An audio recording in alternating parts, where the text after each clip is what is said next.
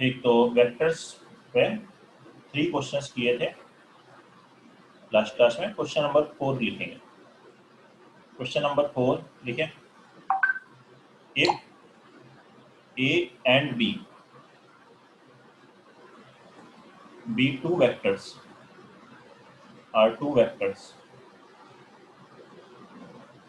and K be any scalar greater than 0,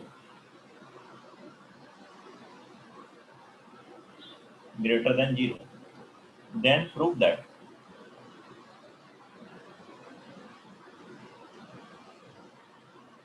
magnitude of A plus B square is less than or equal to 1 plus K into magnitude A square plus 1 plus 1 by K into magnitude B square। बनाएंगे इस question को सभी लोग।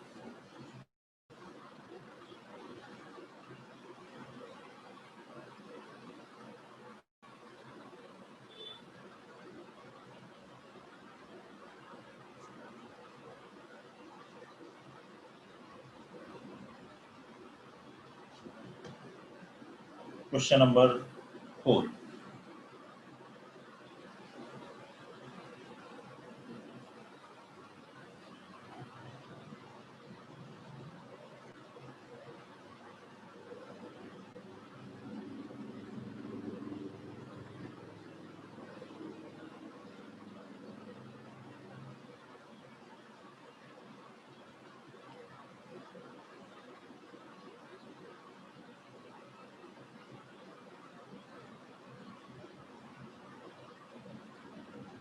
जिस किसी का भी answer आ जाए बता सकते हैं कि हो गया।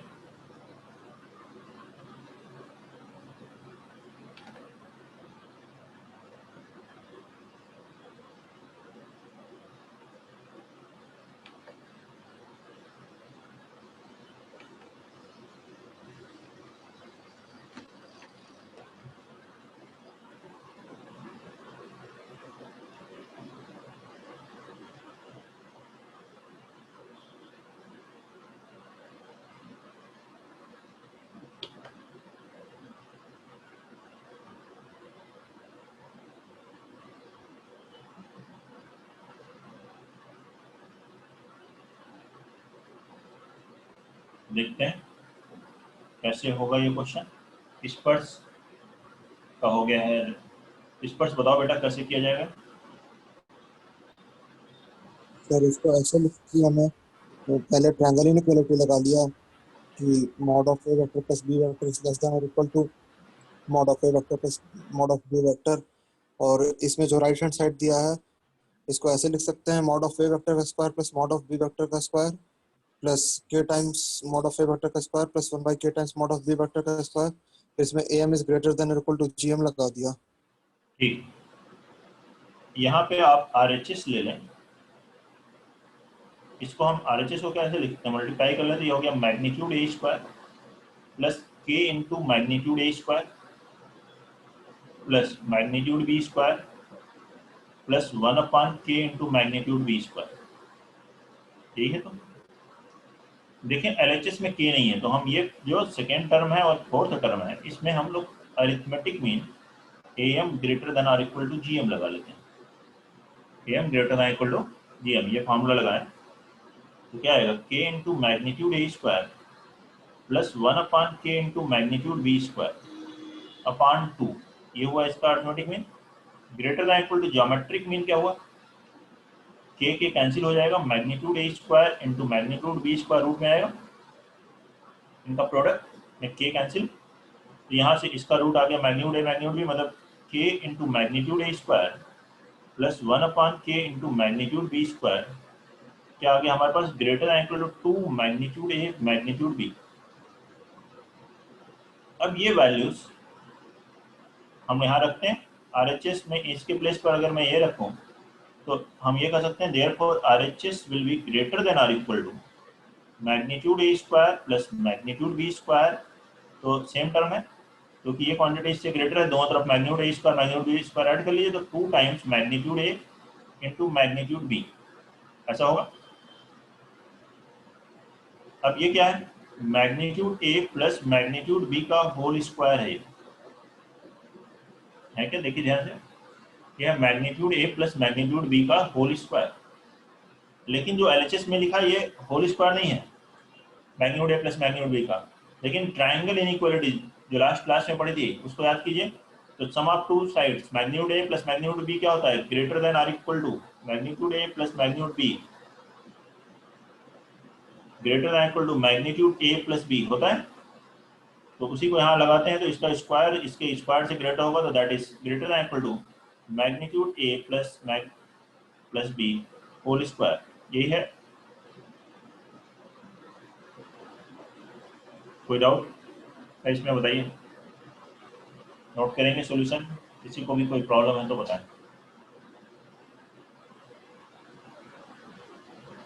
इसके बाद हम लोग नेक्स्ट पढ़ेंगे कोलिनियर और पैरेलल वेक्टर्स।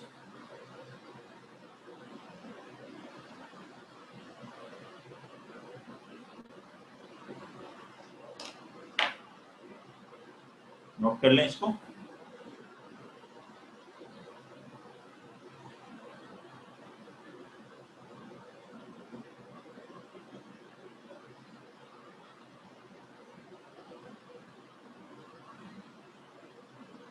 और कोई डाउट हो तो बोलिए।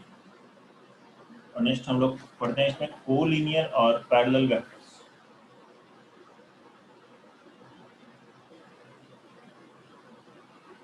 वेक्टर्स में कोलिनियर हो या पैरेलल हो एक ही मतलब है, क्योंकि लास्ट क्लास में आपको बताया था कि वेक्टर को पैरेलली शिफ्ट कर सकते हैं। तो अगर दो पैरेलल है तो इसको यहाँ शिफ्ट कर लोगे, वीडियो में देखो ये पैरेलल है तो इसको यहाँ शिफ्ट कर लेंगे तो एक ही लाइन पे हो जाएगा, तो कोलिनियर हो गया। या कोलिनियर है तो इसको अलग अलग पैरेलल हो गया। वेक्टर्स में पैरेलल और कोलिनियर सेम है।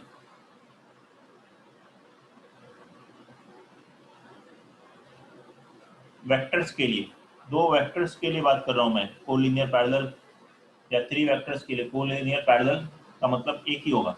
तो two vectors A and B are set to B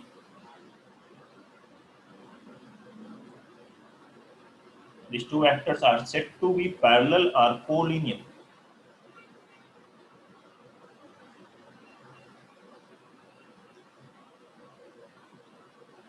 कब होगा, if their directed line segment are parallel to each other, if their directed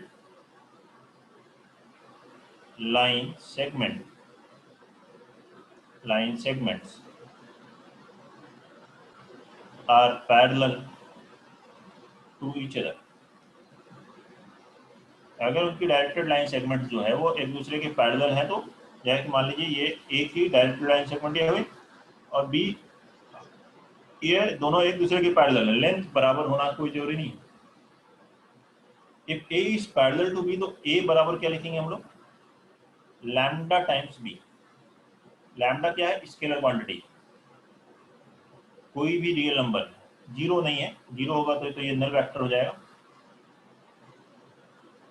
अगर डायरेक्शन सेम है तो लैम्डा ग्रेटर देन जीरो होगा। If lambda is greater than zero, मतलब positive आ रहा है, तो दोनों की डायरेक्शन सेम होगी ए और बी की, then vectors A and B are called like vectors. तो ए और बी को हम क्या कहते हैं, ये लाइक वेक्टर्स हैं। यही if lambda is less than zero, then vectors A and B are called unlike vectors. तो वो क्या हो जाता है, unlike vectors.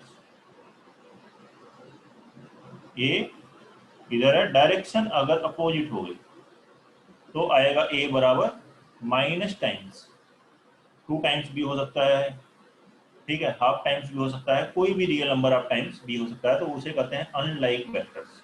Like and unlike vectors parallel और कोलिनियर में ही ये पार्ट है। देखिए कोई दिक्कत है इसमें, नोट कर लीजिए इसे। नेक्स्ट अब हम बात करेंगे linear combination of vectors, linear combination of vectors,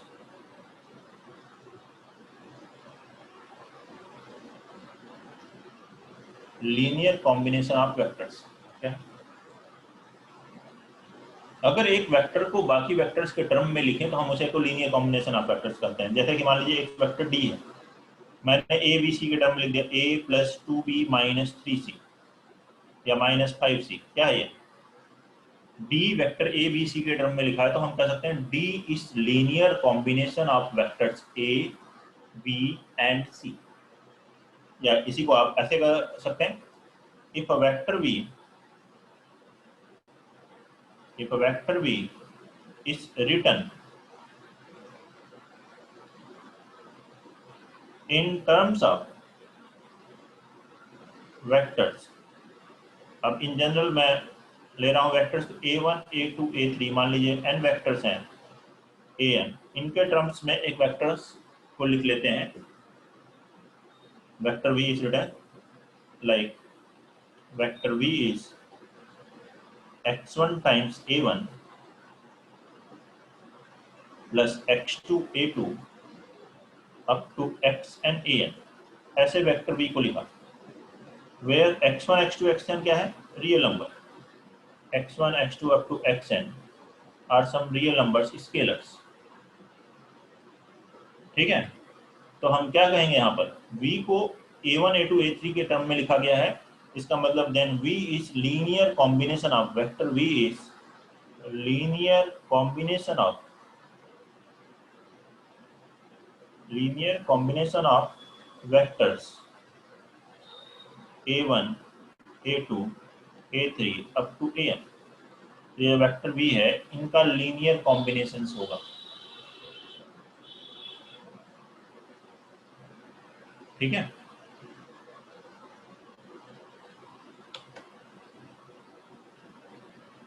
जहाँ आप कोई वेक्टर लिखते हैं तो i cap j cap k cap के टर्म में लिखते हैं। जैसे मान लीजिए आपने लिखा 2i cap plus 7j cap plus k cap, तो इसका क्या मतलब है? A is linear combination of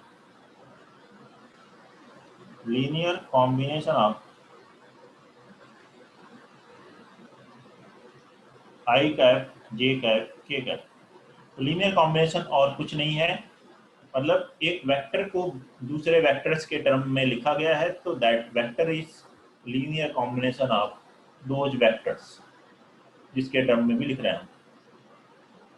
ठीक है, कोई प्रॉब्लम किसी को? अब इसी में नेक्स्ट इंपॉर्टेंट टर्म आता है linearly dependent and independent vectors. linearly dependent and independent vectors।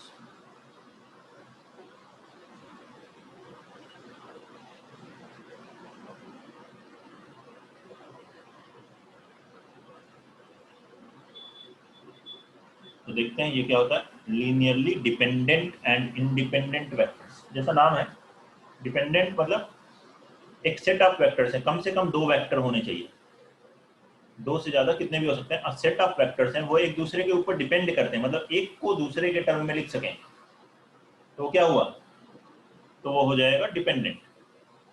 अब एक को दूसरे के टर्म में नहीं लिख सकते, किसी को किसी के टर्म में नहीं लिखा जा सकता, सब एक दूसरे से इंडिपेंडेंट है, इसका मतलब। इसी को देखिए लैंग्वेज में किस तरह से लिखेंगे, एक set of vectors, minimum 2 vectors should be there, if a set of vectors a1 a2 up to an are such that a set of vector a1 a2 a3 an are such that x1 a1 plus x2 a2 up to xn an is equal to null vector। क्या है, x1 a1 plus x2 a2 up to xn an, ये बराबर null vector आ रहा है। यहाँ x1 x2 xn क्या है, वही स्केलर्स हैं x1, where x1 x2 x3 xn are real numbers। अब ऐसा नल वेक्टर तभी पॉसिबल है, first case, if x1 x2 x3 xn are equal to 0, ये सभी जीरो हो तभी ये जीरो हो सकता है, और किसी केस में जीरो नहीं आ रहा है। तो मतलब इसका मतलब यह है कि a1 को मैं बाकी के टर्म में नहीं लिख सकता। Then vectors are linearly independent, तो वेक्टर्स लीनियरली इंडिपेंडेंट होंगे। लेकिन यही if x1 x2 x3 xn all are not zeros, ये सभी जीरो नहीं है, then vectors are linearly dependent. तो वेक्टर्स कैसे होंगे? डिपेंडेंट वेक्टर होंगे। जैसे यहाँ देखिए, अगर ये सभी जीरो नहीं है तो मैं a1 को क्या ले सकता हूँ, बाकी सबको ले जाओ आरएचएस में, तो कितना हो गया, -x2a2 -x3a3 up to -xnan, और x1 से डिवाइड कर दो अपान x1, ये सभी स्केलर्स, क्योंकि x1 जीरो नहीं है, x2 जीरो नहीं है, ये x1 x2 x3 सब जीरो होंगे, तब एक को दूसरे के टर्म में नहीं लिख पाओगे। तो अब यहाँ a1 बाकी के टर्म में लिख सकते हैं, a2 को बाकी के टर्म में लिख सकते हैं, तो एक वेक्टर को रिमेनिंग वेक्टर के टर्म में हम एक्सप्रेस कर सकते हैं। तो ये क्या है? Linearly dependent. जैसे कि मान लीजिए ऐसे लिखा हो, a + 3b - 7c is equal to null vector. तो ये क्या है? ये सब जीरो नहीं है, तो a को आप b और c के टर्म में लिख सकते हो 7c - 3b, b को c और a के टर्म में लिख सकते हो, c को a और b के टर्म में लिख सकते हो। ये क्या है? Linearly dependent. लेकिन अगर ऐसा लिखा हो xi cap + yj cap + zk cap बराबर 0, तो इसका क्या मतलब है? ये तभी हो सकता है जब x भी y भी z भी 0। i कैप को j कैप के टर्म में नहीं लिख सकते, j कैप को k कैप के टर्म में नहीं लिख सकते। तो ये i cap j cap k cap क्या है? Linearly independent. क्लियर? कोई डाउट है इन पॉइंट्स में जो अभी आपने पढ़े? नोट कर लें इसको, किसी को भी कोई डाउट हो इसमें तो बताइए।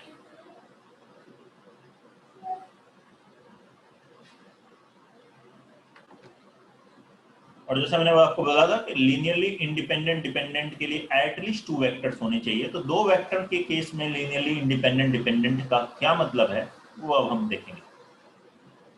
Are 2 vectors.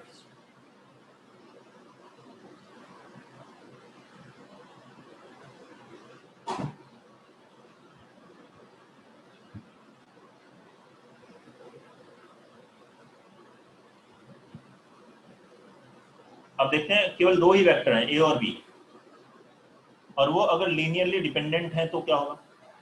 If vectors A and B are linearly dependent, linearly dependent मतलब एक को दूसरे के टर्म में ले सकते हैं, ए को बी के टर्म में, मतलब ए बराबर सम स्केलर टाइम्स बी और लैम्डा टाइम्स बी आ गया, तो क्या हुआ? मतलब ये क्या है? कोलिनियर। अगर लीनियरली डिपेंडेंट लिखा है that means A and B are parallel or collinear. तो 2 वेक्टर्स के लिए पैरेलल बोलिए या कोलिनियर बोलिए या लीनियरली डिपेंडेंट बोलिए, इन तीनों वर्ड का एक ही मतलब होगा। क्यों? एक्स ए प्लस वाई बी, अगर आपने लीनियर कॉम्बिनेशन बराबर 0 लिखा तो x और y नॉन जीरो है, डिपेंडेंट है, तो मतलब a बराबर कितना आ गया? -y/x इंटू बी, और y और x रियल नंबर है तो इसी को हमने लैम्डा लिखा, तो इससे क्या आया? कोलिनियर। ठीक है। और देखें, ऐसे अगर 2 वेक्टर्स a और b ऐसे लिखे हो, a बराबर a1 i cap plus a2 j cap plus a3 k cap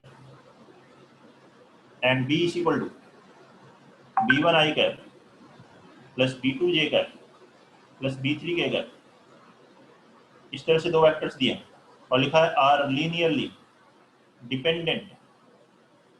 यहाँ लिखा हो लीनियरली डिपेंडेंट, लिखा हो आर पैरेलल लिखा हो और कोलिनियर लिखा हो, तीनों वर्ड का एक मतलब है, उस केस में सॉल्व करना बहुत ही आसान है। देन ए बराबर लैम्डा भी लिख करके सॉल्व कर सकते हो, या फिर डायरेक्ट ऐसे लिख सकते हो, आई कैप के कोएफिशिएंट का रेशियो, जे कैप के कोएफिशिएंट का रेशियो, के कैप के कोएफिशिएंट का रेशियो बराबर है, तो हम कहेंगे ये पैरेलल होंगे वेक्टर्स, कोलिनियर होंगे। इंपॉर्टेंट है, याद रखें। टू वेक्टर्स पैरेलल हैं, कोलिनियर हैं और लीनियरली डिपेंडेंट है, देन आई कैप के कोएफिशिएंट का रेशियो, जे कैप के कोएफिशिएंट का रेशियो, के कैप के कोएफिशिएंट का रेशियो बराबर हो।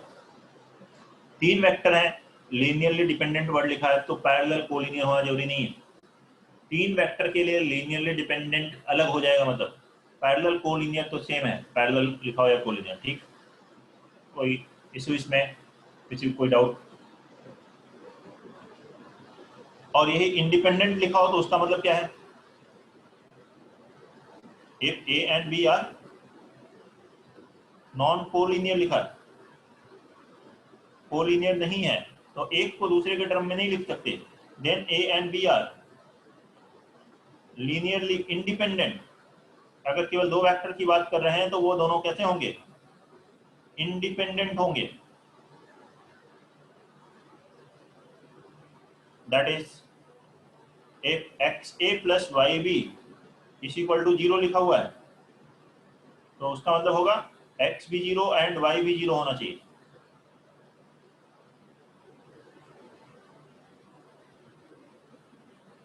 नोट कर लीजिए पॉइंट्स को, कोई भी डाउट है तो बताइए।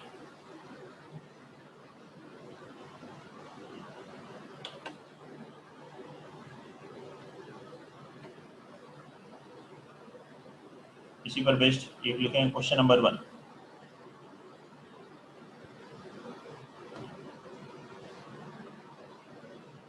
फर्स्ट क्वेश्चन इस पर लिखते हैं, नोट करेंगे। If vector A B and C are such that every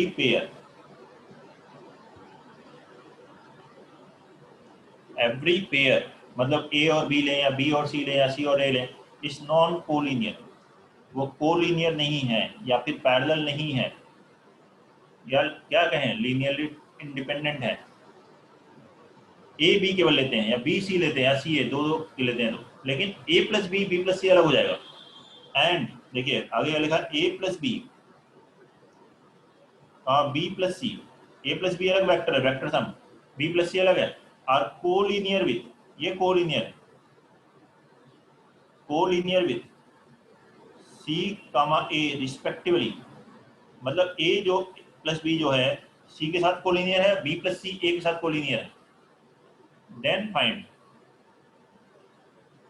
vector a plus vector b plus vector C,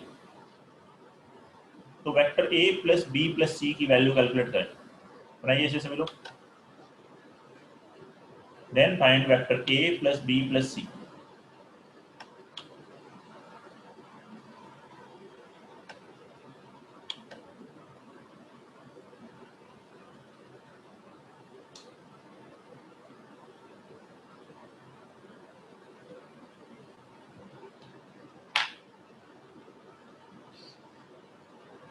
question number 1 जल्दी से बनाएं।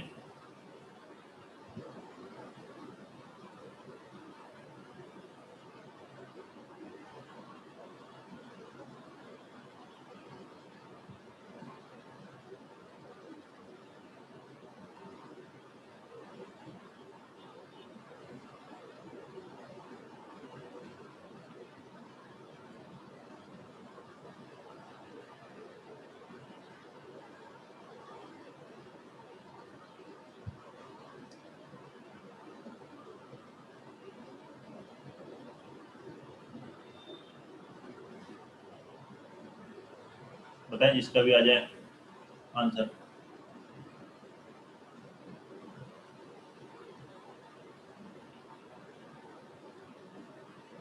क्या कर रहे हैं यहाँ पे, ए प्लस बी कोलिनियर है सी के साथ, तो ए प्लस बी इसके पैरेलल है, तो ए प्लस बी को क्या लिख सकते हो बताओ?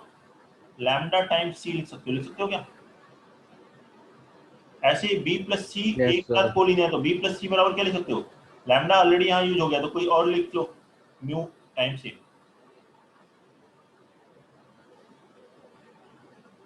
अब यहाँ पे से कोई भी एक अननोन दूसरे के टर्म में रख लो, यहाँ से आप सी की वैल्यू को ए और बी के टर्म में फर्स्ट इक्वेशन में रख लीजिए, तो सी बराबर म्यू ए माइनस बी, इसको इसमें रख देते हैं फर्स्ट इक्वेशन में सिंप्लीफाई करने के लिए, अननोन कम करते हैं, तो ए प्लस बी बराबर कितना हो गया, lambda times mu A minus B. और ए और बी आपस में क्या है, आपस में नॉन कोलिनियर है, तो लीनियरली इंडिपेंडेंट है, तो इनमें हम कोएफिशिएंट को कंपेयर कर सकते हैं दोनों तरफ, या एक तरफ ले आइए तो जीरो कर सकते हैं आप, इसको पूरा इधर ले आइए तो ए का कोएफिशिएंट कितना आएगा 1 माइनस लैम्डा म्यू इंटू ए, बी का क्या आएगा 1 प्लस लैम्डा इंटू बी, ऐसे करके बराबर करके जीरो कर लीजिए, ये एक्स भी जीरो वाई भी जीरो, क्योंकि ये कैसे है नॉन कोलिनियर। या फिर डायरेक्ट कंपेयर कर लिए तो lambda mu is equal to 1 और यहाँ से लैम्डा इज इक्वल टू -1, इसमें रखेंगे लैम्डा की वैल्यू -1 तो म्यू की वैल्यू भी -1। अब ये लैम्डा या म्यू की वैल्यू वापस इसमें आप रख लीजिए, तो a प्लस बी बराबर कितना हुआ, लैम्डा -1 रखेंगे तो बराबर minus c, means a plus b plus c बराबर नल वेक्टर। देखिए यही तो था question, a plus b plus c calculate करना है, तो a plus b plus c कितना आया, नल वेक्टर 0। देखिए सॉल्यूशन, कोई डाउट है किसी को बताइए। रचित क्लियर है बेटा, किसी को भी कोई दिक्कत है? No, sir. No sir. Note कर लीजिए, और क्वेश्चंस फिर नेक्स्ट क्लास में करते हैं।